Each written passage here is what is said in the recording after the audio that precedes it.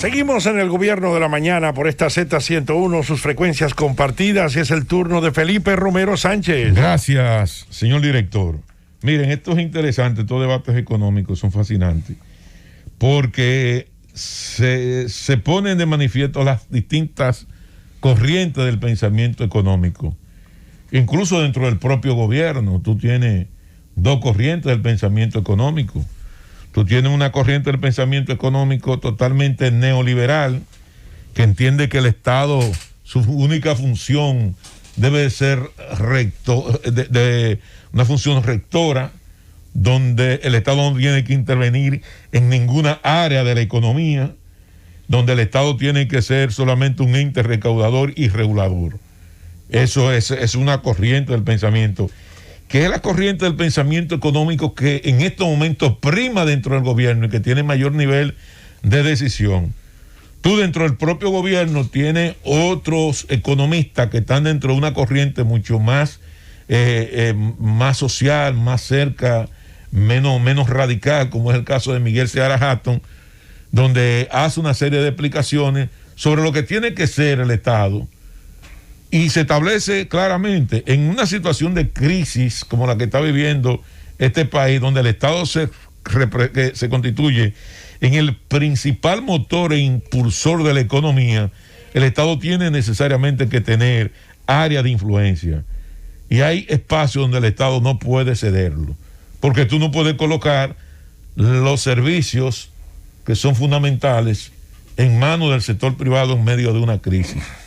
Porque si esos servicios te salen fuera de control, la crisis económica obviamente que te podrían derivar en una crisis de carácter social.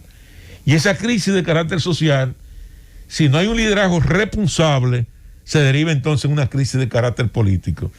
Y cuando esos tres elementos se conjugan, entonces viene un proceso de agitación social y de ingobernabilidad, que ojalá eso nunca en la vida nosotros podamos llegar como está hoy Haití, que es un proceso totalmente de ingobernabilidad lo que hay.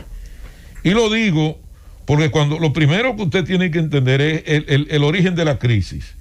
Y si el origen de la crisis no hay una responsabilidad, sino que son fruto de factores exógenos, que no son fruto de factores internos, sino factores externos.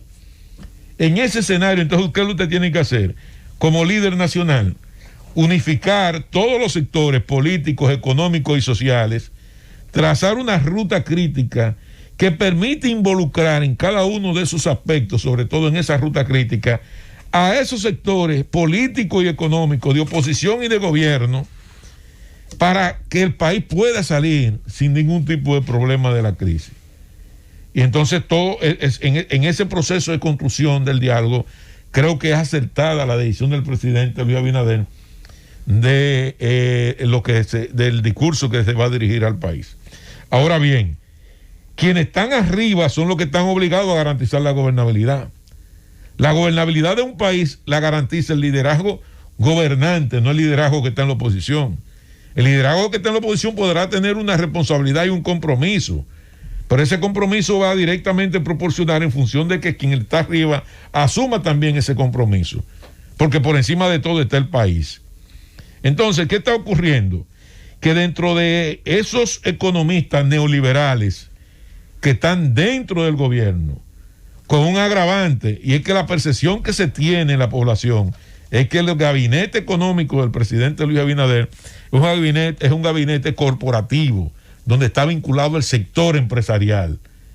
Entonces, en función de esa visión, se han planteado, dentro del presupuesto del año que viene, identificar 96.500 millones de pesos para ingreso hacia el presupuesto nacional.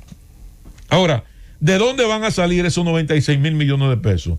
De la venta de los activos que tiene el Estado Dominicano a través de instituciones y empresas, sobre todo vinculadas al servicio de generación eléctrica y agua potable e inversión.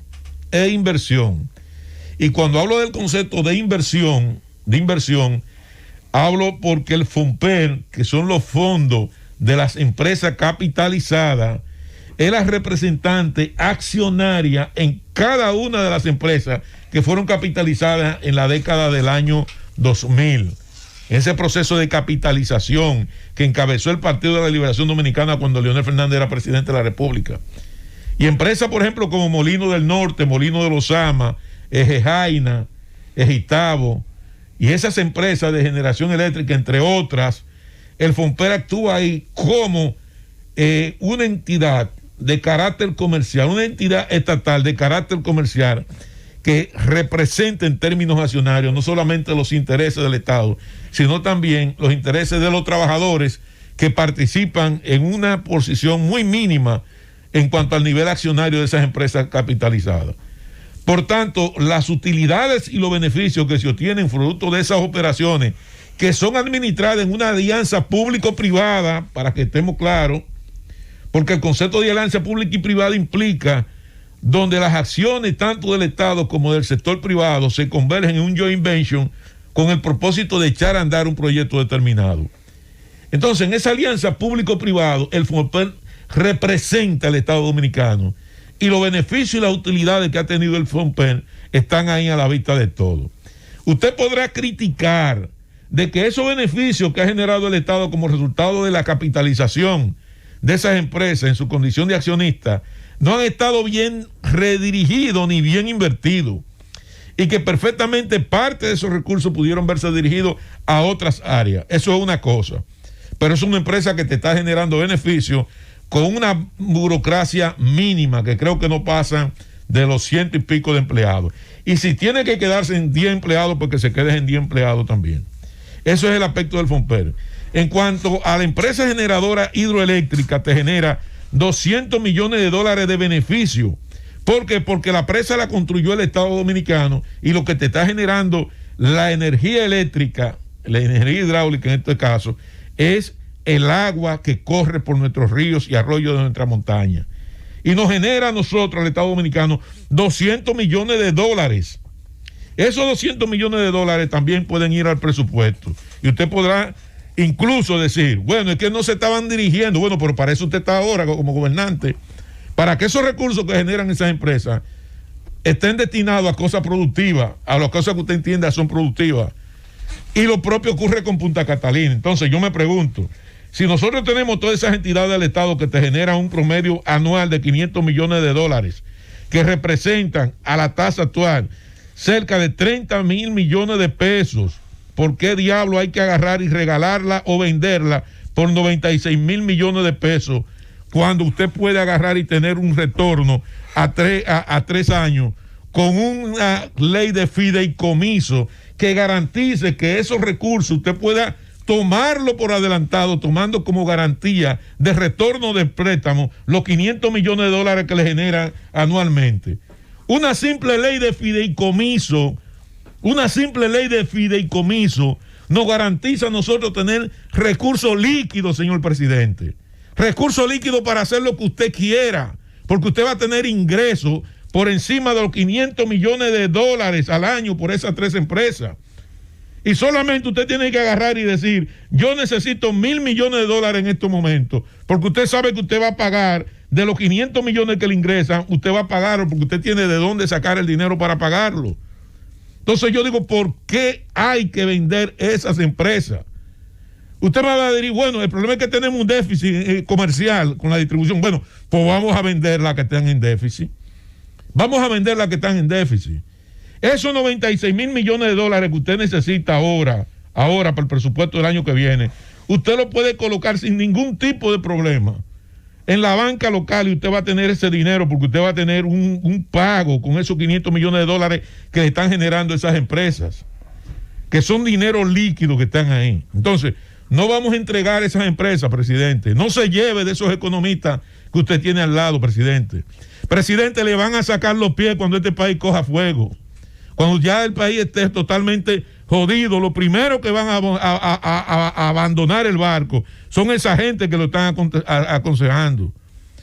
Yo conozco de su familia y sé que es un hombre con alta sensibilidad social, con un compromiso con el país, pero no se deje llevar de esos sectores que lo único objetivo que tienen es seguir desangrando a la República Dominicana al margen de las consecuencias que eso pueda derivar. Llévatelo, Cundo.